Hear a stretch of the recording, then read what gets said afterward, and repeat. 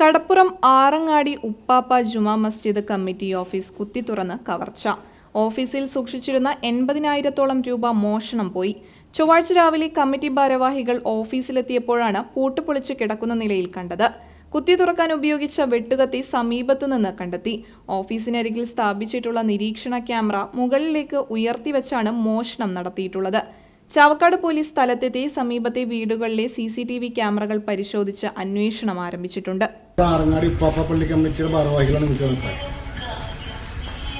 ആറങ്ങാടി ഉപ്പാപ്പ പള്ളി ഓഫീസ് പള്ളിയുടെ നേരെ മുമ്പിലുള്ള കുറച്ചുള്ള വർക്ക് ചെയ്യുന്നത്. കഴിഞ്ഞ ഞായറാഴ്ച പെരുന്നാൾ രാവിലെ ഓഫീസ് പൂട്ടി, പിന്നീട് 6-ാം തീയതിയാണ് ഓഫീസ് തുറന്നത്.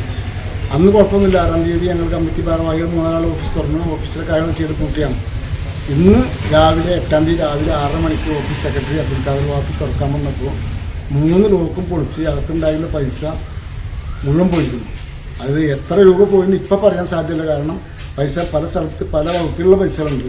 അതിനി പോലീസിൻ്റെ കൂടുതൽ അന്വേഷണം കഴിഞ്ഞ് പെട്ടികളൊക്കെ തുറന്നു നോക്കിയാലേ പറയാൻ പറ്റുള്ളൂ. ഏകദേശം ഇപ്പോൾ ഞങ്ങളുടെ കണക്ക് പ്രകാരം ഒരു 80,000 രൂപ പോയതായിട്ട് ഞങ്ങൾ നിഗമനമുണ്ട്. ചിലപ്പോൾ അത് കൂടാൻ സാധ്യതയുണ്ട്, ചിലപ്പോൾ ഇനി കണക്ക് നോക്കിയാൽ അല്പം കുറയാൻ സാധ്യതയുണ്ട്. പക്ഷേ എന്നാലും 80,000 രൂപ നഷ്ടപ്പെട്ടതായിട്ട് കാണും.